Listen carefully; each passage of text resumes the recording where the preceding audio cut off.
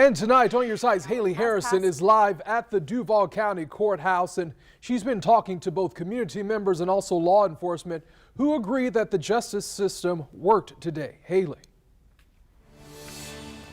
Yeah, that's right, Anthony. Jax Takes Action, though, says it's looking forward, saying that it still has a lot to fight for. In fact, they have a planned protest here at the courthouse tomorrow night.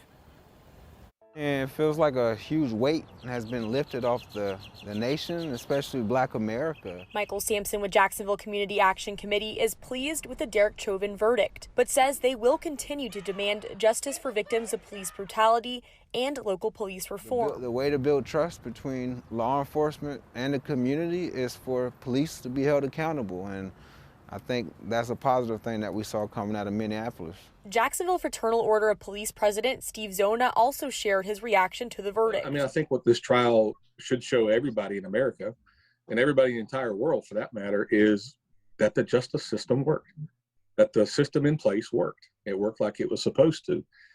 Can we get better? Can we improve our profession?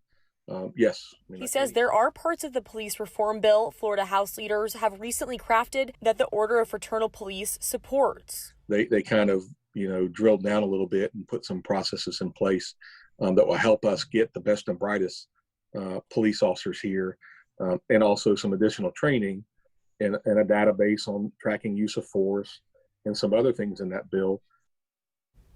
That was Haley Harrison reporting tonight. President Biden also called for the passing of the George Floyd Justice in Policing Act, legislation that aims to combat police misconduct, excessive force, and racial bias in policing. It has passed the House of Representatives but has a tougher fight in the Senate.